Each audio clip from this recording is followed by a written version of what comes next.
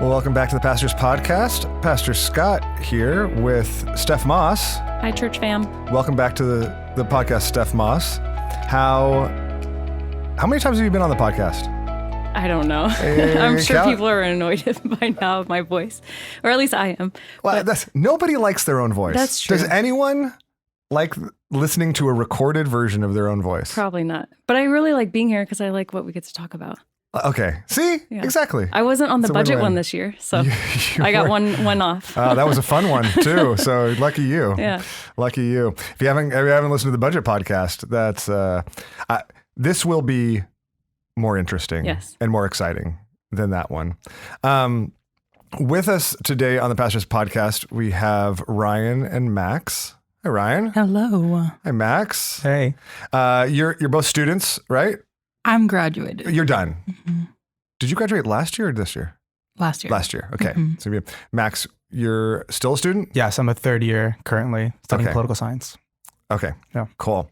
And Ryan and Max are here to share with us a little bit about their experience ministering on the Yakama Reservation. Can you give us just a little bit of background of just introducing yourself and maybe how long you've been at Cornerstone before we kind of jump into the ministry stuff?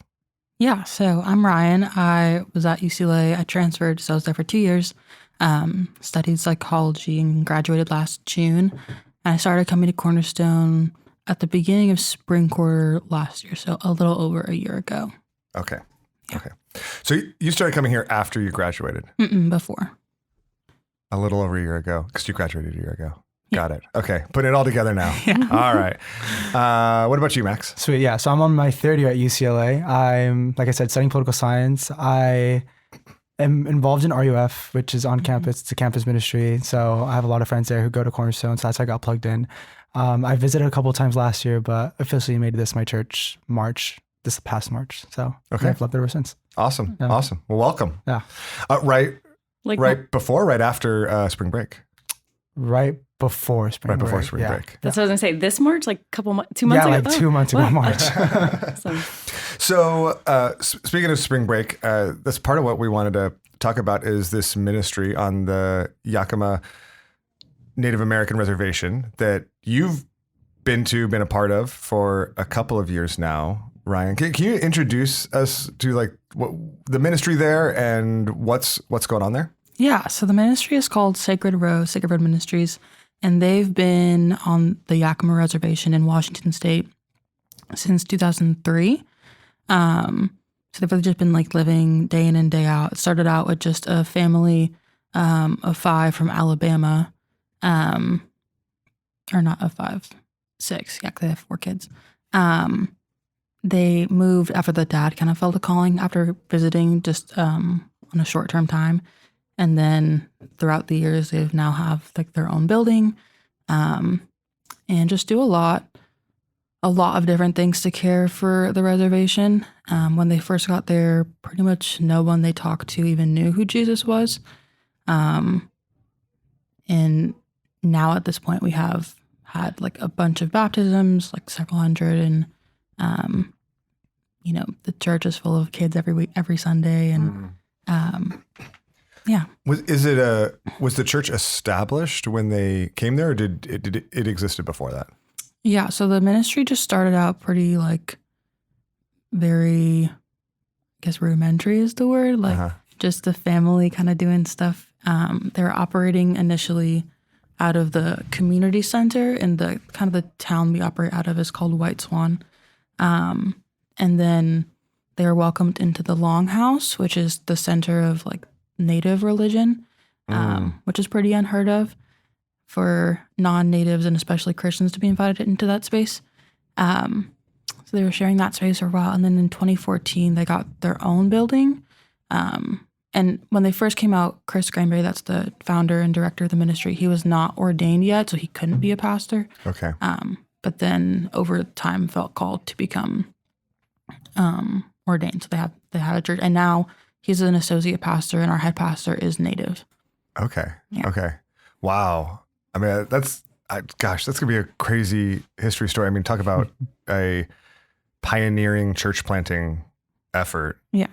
That's That's incredible. So I think you mentioned it, but do you know how long they've been there now? Yeah, so on the Yakama Reservation, they've been there since 2003. 2003. And then, Okay. Yeah, we also do some work. We've had a full-time staff for a couple years now on the Warm Springs Reservation, which is kind of a sister reservation. It's in Oregon, so it's pretty close. There's lots of people who have like family in both, so they'll go back and forth between the reservations. So we have a smaller full-time staff there, and then we are doing a little bit of work on the Lapwai Reservation, which is in Idaho. But the main kind of center of everything has been on the Yakama Reservation. Okay. And so how did you get connected with the ministry there? Yeah, so RUF, which I was part of also at UCLA, that's how I got connected with Cornerstone too. What is RUF? Could you just like spell it out for us, what that stands for? Yeah, RUF is Reformed University Fellowship. So it's like the student, the campus outreach of the PCA, which is the Presbyterian Church in America. So the RUF at UCLA has been going on spring break to Sacred Road for quite some time. I'd say. Okay. A few years. So Sacred Road takes teams of college students in March, all 4 weeks. They have different RUF teams coming from across the country. So the week we went, Berkeley and University of Washington were also there. Mm-hmm. So we took like, I think 10 or 12 people. So they go and take a few students or several students every year.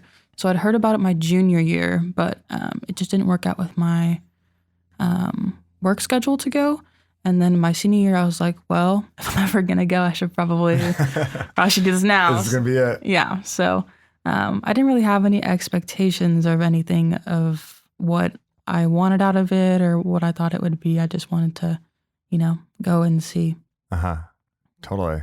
So that was your first exposure to ministry. Wait, was that your first exposure to ministry on a Native American reservation? Mm-hmm. Yeah. Okay. And when I first heard about we go on a mission trip to a Native reservation, I was like, that sounds horrible and not culturally responsible given the history of, church and how, missionaries have really hurt Native American communities. I'm like, I don't know about that. But when I went, it's really beautiful the way that they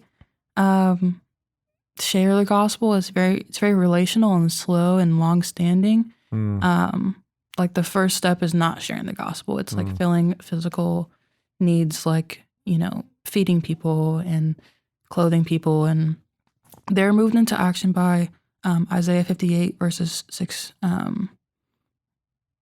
through 12, which talks about feeding, breaking the bonds of oppression and clothing the naked, feeding the hungry, all those things. So it's very much filling very basic needs, and then through that building relationships, and then sharing the gospel is step 12. Yeah. But obviously bearing a lot of fruit in the long run. That's so cool. Okay, so if I've got this timeline right, putting together all the timeline here, you went in the spring and you were like, I don't know about this, but I guess I'll go and I'll kind of check it out. This is, in March. Yeah. And then that summer, a quarter later, 10 weeks later, you're like, okay, I'm going to go back and spend my whole summer there. Yeah. Yeah. Okay. So how did that happen? How did you go from I'm going to check this out to I'm going to graduate, and after I graduate, I'm going to spend my summer there? Yeah. So I knew we had one other student who goes here, Josh Mahaney. He had interned the summer prior to that. So summer 2023. And this is March 2024. And so I knew of the internship. And just there was a little poster in the bathroom. So every time I washed my hands, it would stare at me. It was summer internship. Well placed poster. Yes. And so I just kind of felt a little tugging throughout the week. And I was like, so Josh, what would you say to somebody who was thinking about? And he was like, do it. So I talked to him about it, talked to the staff, and we just was what does this look like? What would what would that be? And I didn't want to decide on the spot, even though, so they start summer, this week. So their summer interns just got there this week because most of their summer interns are from like the southeast, so a lot of them are already out of school. Not us on the quarter system.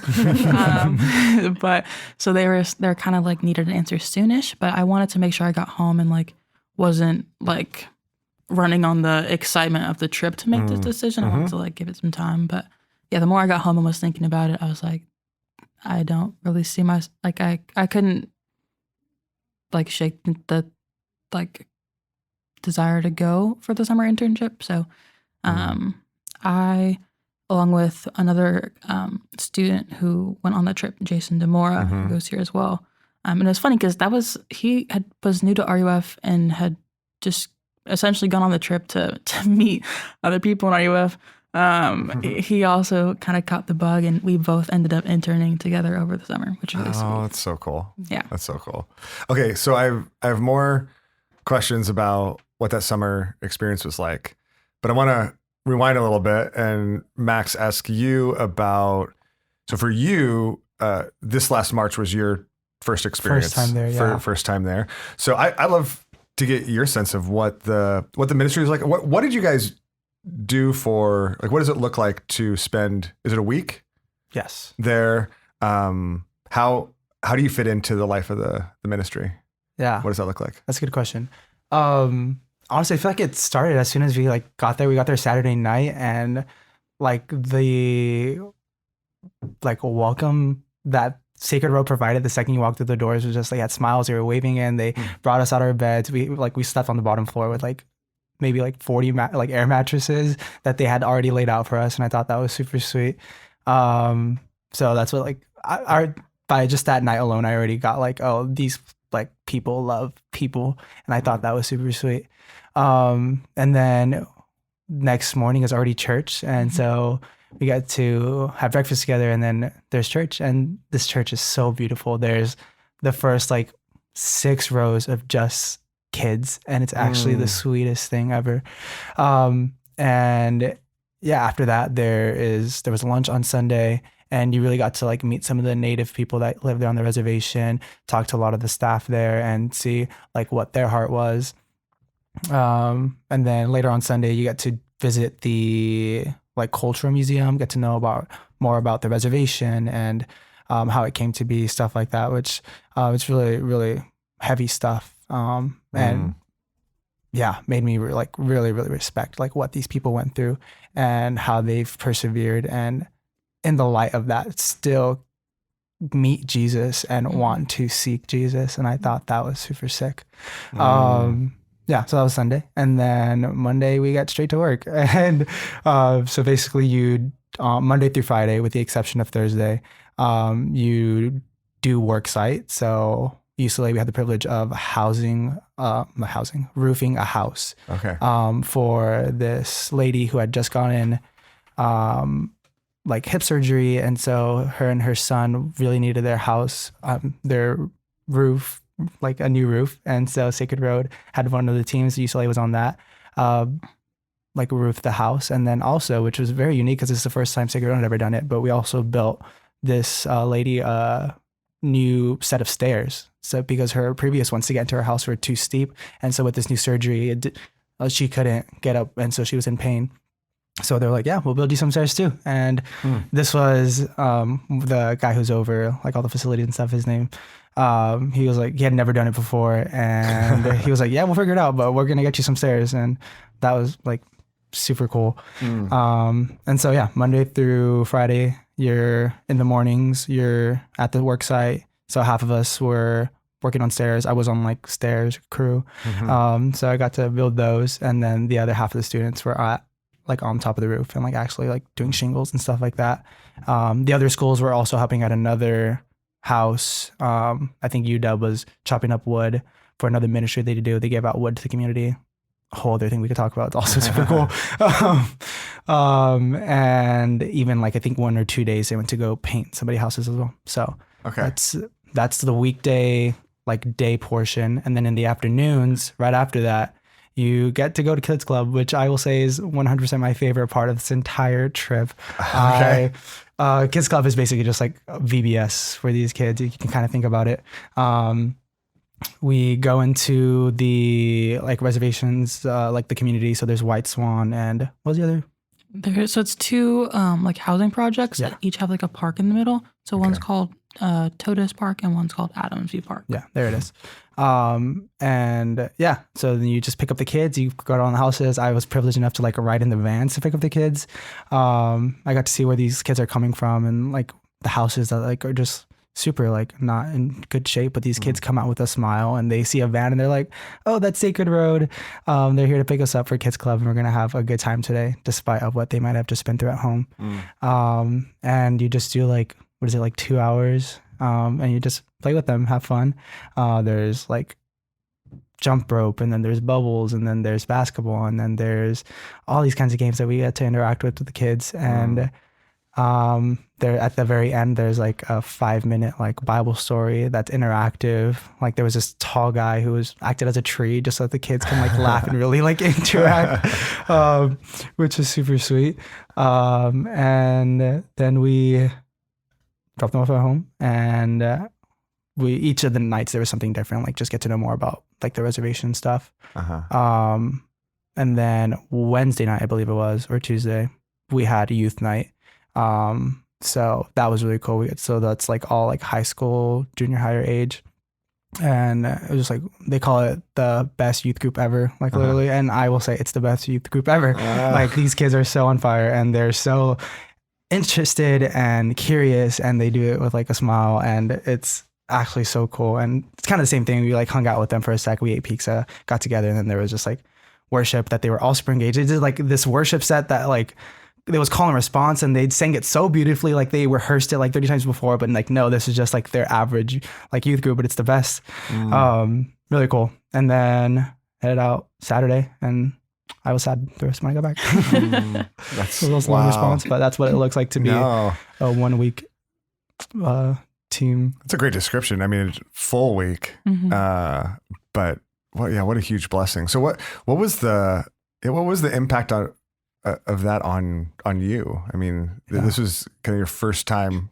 Was this your first time doing like a short-term trip like this? Yeah, this was a ministry trip. Yeah, I had done like another mission trip before, but it was definitely different because with this mission trip I went to, we focused a lot more like on evangelism and helping the church. But I really like how Sacred Road meets like tangible needs and like building that set of stairs and being one-on-one with the kids and really just investing in like roofing.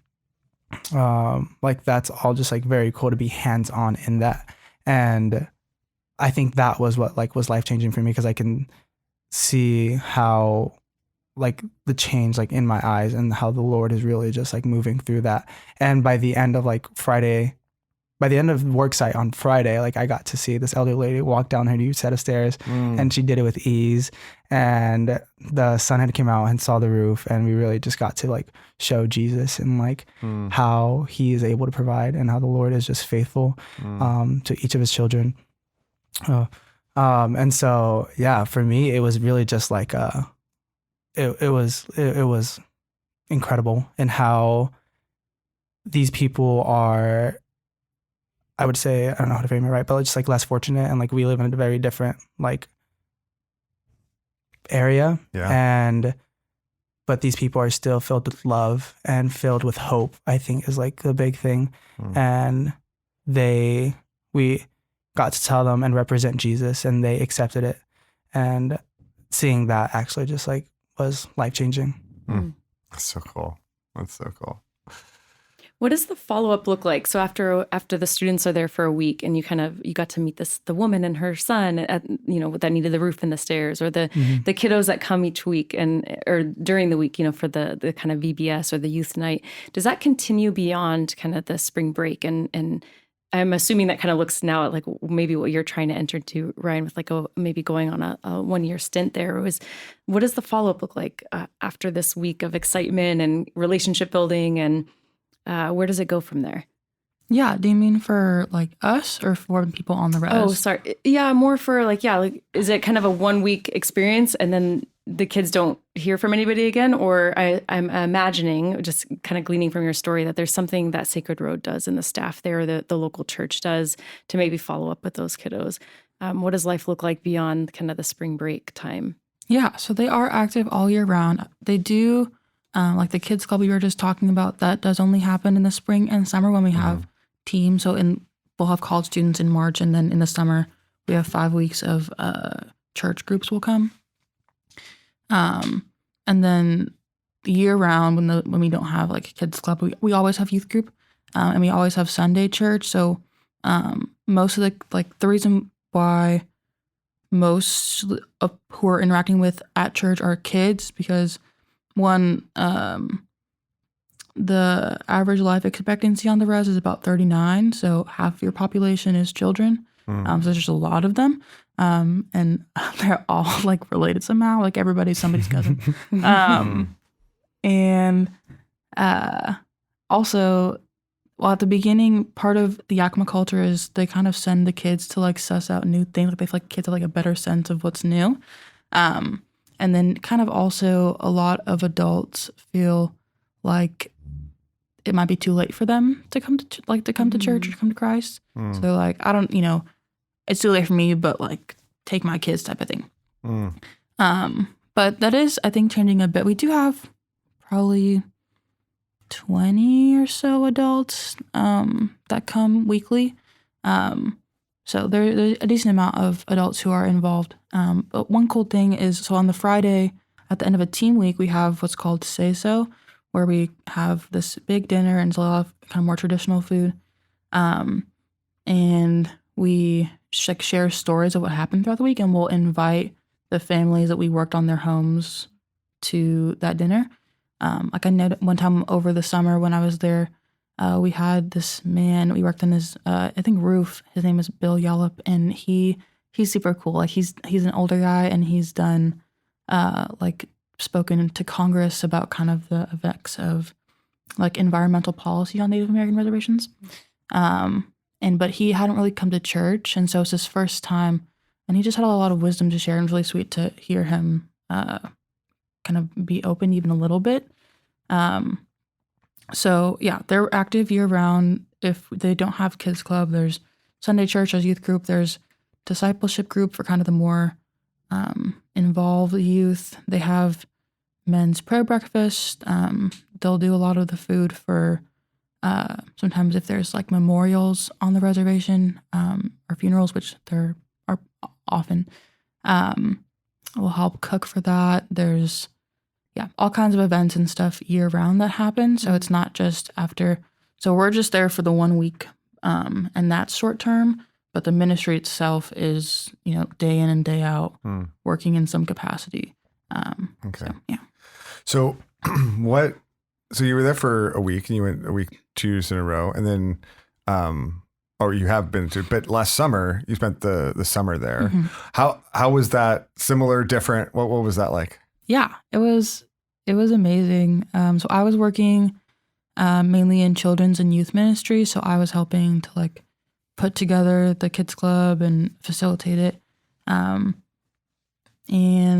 it's really cool. Like you get a much deeper sense of like what these kids are going through, and you get to just build like, better relationships from just, Max can attest to this. Like you can already build like a pretty substantial connection in just 1 week. Like a lot of times there's like one kid though. A lot of time, I think you had like Jaden. Yes, I love Jaden. At the very last day, he gave me a little like plane and was like, "Can you keep this to remember me by?" And like I almost burst into tears. He's the cutest. No, that's so cool. Yeah. So you'll latch onto a kid, and then so having that throughout. I went a month late because we got out of school a little later, so I was there for 8 weeks. So through that, you build a lot more connection with them, and you just learn a lot from, like, we have probably a third of our staff is Native. So getting to, hear their stories and build relationships with them and just learn a lot more about that. And yeah, just see how God is faithful. I never really, I was kind of skeptical of like the term like spiritual warfare. Before going into ministry, I was like, that sounds like, I don't know. But it's real. Like God does not want us, or not God, Satan does not want us, to be sharing with people who haven't heard it before. And so, yeah, crazy stuff will happen, like tires going out on our vans or, weird disagreements that feel like they came out of nowhere and stuff. You're like, oh, this is something else. So getting kind of a taste of what that is. But then also seeing what it looks like to come together, and just worship Jesus and,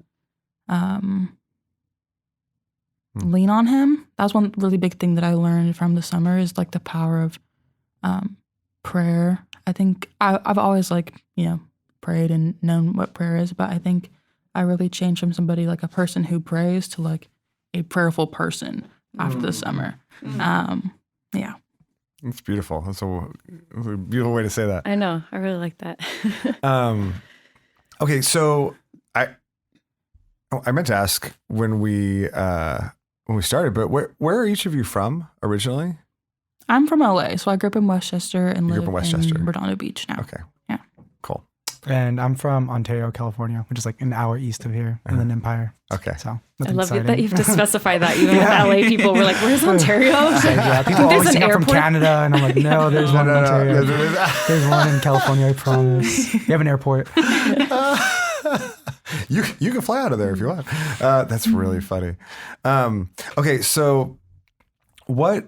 Maybe let's start with you, Max. But what for you is now, a couple of months removed? What's been the lasting impact on you of the time you spent there? Yeah, I think I can definitely attest to the power of prayer. What was really special is even during the work sites, they encourage prayer slots. So while the team was working, 2 people would step off of the work site and just pray. Pray for these people, pray for this specific work site, pray for safety, but really just pray boldly, for salvation and for them to get to know Jesus and believe and have faith in Jesus. And so the other day I have another girl who went on the trip with us, she printed us pictures from Yakama, and I have them in my desk back in my apartment, and I see them and I get to pray for them and really pray those same prayers, believing that I have to get updates from other people that I still have contacts with, is he still in church, or is he coming, and stuff like that. But even more so, I think just since then I've also just been trying to meet just those same basic needs that we think we can do so much meet other ministry needs and serve in whichever areas, but sometimes I think we forget the basics and just giving food, giving water. And so I've been trying to challenge myself a little bit more in that. But had I not gone Sacred Road, I think the Lord would have had his way for sure. But I think he used Sacred Road as such a beautiful and awesome instrument. So That's so cool. I was gonna. I was struck by something where I didn't hear either of you say that you're especially skilled in or have a hobby in construction or or went to school to study. I don't even know, whatever you went and served in. So you just think this isn't something local. You had to go outside of the state, go somewhere unknown, maybe uncomfortable. You're sleeping on air mattresses for an entire week with a bunch of kids or students you don't know. And yeah, so what is it, did you have any hesitations about going? First of all, did you know what you were assigned to do before you went? And then did you have any hesitation being I'm not good enough to go, or I don't know if I'm spiritual enough, or I don't know if I have the right skill sets to go? Did you have any of those doubts, or maybe even people on your team that you heard of? Were there any barriers kind of to you saying yes to going? Yeah. First question, you don't get to know what you're working on. Okay. You don't find out till the day of the first work site, and they're all right, you're doing this. And so second question, that was actually my one hesitation in going. I was I know I had already heard from my friends, she said Josh and Jason, and that construction's a big thing, and that definitely you'll be doing that. And I'm I don't know how to use my hands. I've worked in construction maybe 3 times. And so I'm just I don't want to be up on the roof and then have to worry about me because I fell off, or I accidentally stapled my hand while shingling. And I was I just don't want to appear as weak or just not manly. I was I don't want that to be the perception. But I was the Lord really is over this, and I kind of just got over it. And I was like, you know what, like somehow my friends learned, not a diss on them, but I don't think they weren't really hands-on all that much either. So I was like, you know what? If you can do it, I can do it. If he could do it for them, he could definitely do it for me. And I just like kept them mentality. And I was like, I'm not going to let that stop me. I'm going to figure it out. And while I'm also going to be, like, I'm going to grow spiritually there, which I know I will. I'm also going to grow in some very like hands-on experience. So now I can build a set of stairs. Probably not as good as they would have back over there, but I have like foundational knowledge now. So yeah. That's so cool. That's so cool. Yeah. Do you have any barriers to kind of saying yes to that to either like the spring break or the summer? Yeah, I kind of felt a little bit that way when I was considering the summer internship. Like I felt like I wanted to go, but I was like, am I like, was I strong enough in like my faith? Like, did I know enough things to be like trying to lead other people to Jesus? Like, is that, am I qualified for that? And the answer is yes and no. And I think that's honestly true for everyone. So I just kind of had to, pray and say, I feel like you're calling me here. So I'm going to go and, hope that you give me the right things to say. Yeah. That's what I was curious about. Cause I just feel like I heard you guys both say at some point, somebody had said, I think your very first time, Josh was like, yes, do it, and then, you hear about it from other friends. You're like, oh yeah, go. And that I can imagine people in our church listening to this podcast and kind of being like, I've had that nudge before. You said it. You said you had a little bit every time you saw that sign when you wash your hands, you feel this little nudge.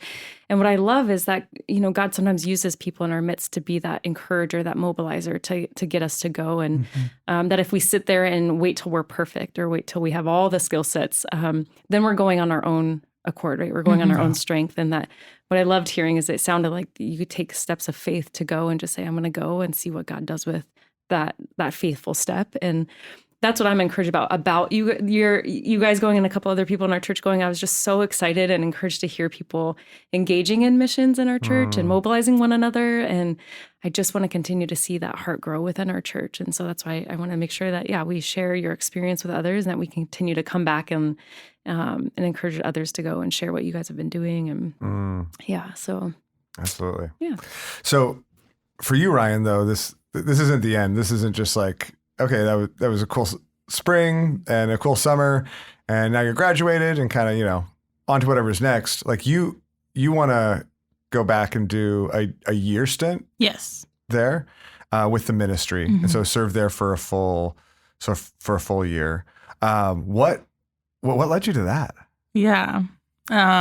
So before the summer internship, like my senior year, I was planning on going straight into a clinical psychology PhD program. Okay. And then ended up not getting in anywhere, which is fine. It was not what I needed to do at the time. And I still do want to pursue my master's in psychology to become a child and family therapist. But I was planning on just going for the summer and then coming home, getting some sort of clinical job and reapplying to grad school.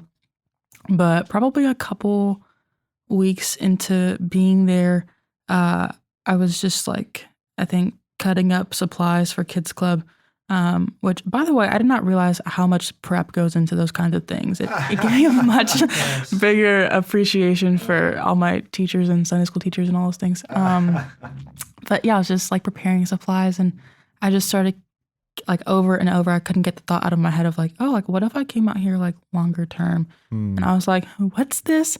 So I went home that night and I just prayed like, God, I don't know exactly what this is, but if you could just like give me some clarity either way, like yes or no, but just let me know, please. And at that point I was not fully, so our interns and all of our staff, they're paid through raising support like most missionaries.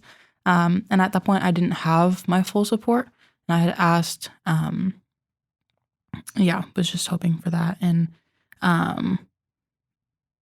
the next day after I'd prayed that prayer about clarity, the founder and director of the ministry, Chris, he came up to me after Kids Club and was like, hey, like we are going to help you out with your, just finishing out the last couple weeks, filling in the little gap for you because we can see you as a fit for a longer term position here. We could see you as for like our 1 year internship. And it was like this like 12-hour like Amazon Prime Express delivery answered my prayer. I was like, okay, God. Like, so I didn't, decide right then and there, but continued praying and discerning. And yeah, I was like, I can't imagine coming home and,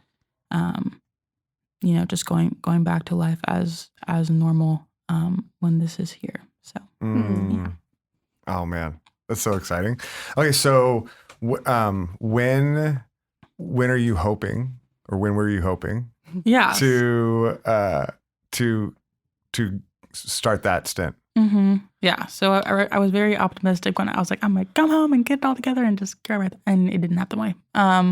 But so it's kind of just continued getting pushed, which has not been my favorite thing. It's definitely been a season of leaning on the Lord in that. But I'm hoping at some point this summer, definitely by August, I think, at the latest. So I currently have about half of my support, and I need 85% to move. Okay.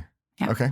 What, if you don't mind, like what's the gap that you're looking to of monthly support you're looking for right now? Monthly support, I still have about 1,800 in consistent monthly support that I need in order to move. Okay.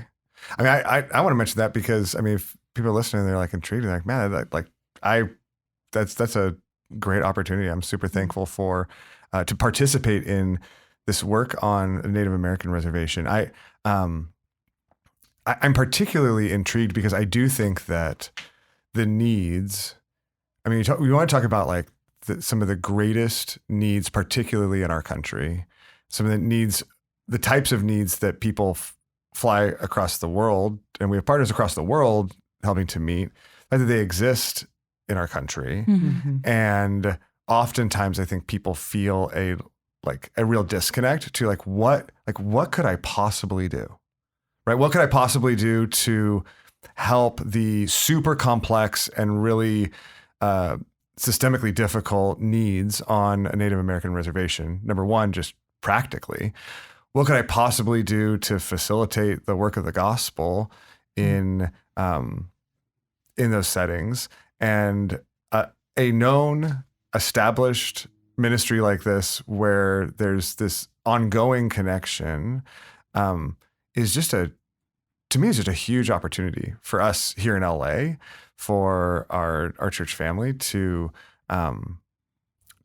help meet needs and serve the church in some very real and tangible ways. And so I love the opportunity to, more than anything, I asked you guys on here to hear a bit about what God's doing and to get to highlight His glory. But I don't want to skip over that, because I think it's a really cool opportunity for us as a church, and for you. I'm so thankful for your willingness and your heart to want to serve and use this season in life for that purpose. The Lord's going to do all sorts of things with that, and just be joining and praying for God's perfect timing for that as well. So, and I didn't want the listeners to miss that this is, we have a heart for unreached people groups, and oftentimes we think of outside of the United States. And right at the very beginning, you said, how much of the reservation is unreached. And so just to be reminded that we have unreached people groups right here in the United States. And sometimes a reservation is a hard, even entry point. Sometimes I know that there's different land laws and different things like that. So that the fact that we have a way into and onto a reservation to build relationship and to have a local church and to have discipleship is just incredible. And so if there's a way that you can support Rhyan and her stint, please make sure you reach out so that we can get you connected to Rhyan, so that if people wanted to follow up with you, what's the easiest way to do that? Yeah. Probably my number, my email. Your email? Why don't you give us your email? Yeah. Can you spell it out? Yeah. It's my name, Rhyan, Rhyan, my last name, Borden, Borden @gmail.com. Okay. Awesome. I think, and not only is it rare, not only are there barriers, but there's even significant barriers given the history. Like you mentioned it earlier, given the history of missionaries and the gospel spread in various different tribal settings. Like it's not always done well, not always been done well. Sometimes been done actually very, very harmfully. And so I'm just just so thankful to hear about that and to hear about the everything I've heard about the ministry there has really just encouraged me. So I'm so thankful for that. Before we go, I also, this idea of taking 3, 6, 12 months to be a part of, taking a season in life to be a part of a ministry and to serve and to see what the Lord does with that. Like I'm thankful for the ways that you're connecting with that. I'm just thankful for the way you're using this season and this moment in your life for that purpose. And that's something we've been talking about, Steph, that a lot of our partners have opportunities for, and that I'd encourage more and more people to be thinking about, kind of considering the fact that the Lord might have you not just do the next thing that society tells you you're supposed to do. When you finish this, you start this, and you finish that, you start that, but that there's ways that he wants to work and use maybe even uniquely flexible seasons in your life for some unique purposes. Yeah, like just how, we often, within the church, we already have some structured annual trips we take. There's sometimes 1 week or 10 days or 2 weeks. The Yakama trip was, the 1 week. And so, of course, that's a great first entry point into people just kind of getting to experience and build relationship with other believers around the world and locally and getting to experience the Lord and kind of see what he's doing. And then I think from there are, I think we haven't maybe invited people into anything longer than that, right? And so what I love is that you're sharing, no, there are other ways beyond the 1 week, and some people can say yes to that. And so it's either us organizing, some longer ones, but I think just if you're a listener and you're hearing this and you either know somebody that you're like, I think this person's heart has been growing toward mission, I would really want to encourage them or motivate them to kind of look more into that. Or if that's you listening and that you're hearing Ryan's story and you're like, oh, I've had that tug and I kind of want to go longer than a week. And, I would love to hear from you. I think we definitely have partners that are well established to do these longer stints. And I think Ryan maybe might be the first one to kind of really be doing that in our midst, at least recently in these recent kind of years. And we'd love to see more of that. I think this is just maybe like a launching point for more people in our midst to just go explore. So if you have a season that it might seem planned, you're praying and you're just, God, what is it? A job? Is it school? Is it maybe God will answer and it's something completely different? Reach out and. And we've got opportunities both in Philippines and Indonesia that could facilitate something like that. And, and I'm really excited about this opportunity here in Yakama for you. So we'll be praying for you. And thank you both so much for just sharing about what the Lord's been doing, sharing about just a snapshot of this incredible work. I'm excited to see not only what the Lord does in this going forward through you there, in the Lord's perfect timing, but also in coming years as RUF continues to send people there and to see how that continues to grow and develop. It's really, really exciting. Yeah. So thank you both for being a part of this. Thanks, Steph. And thank you all for listening. We love you, and we'll see you on Sunday.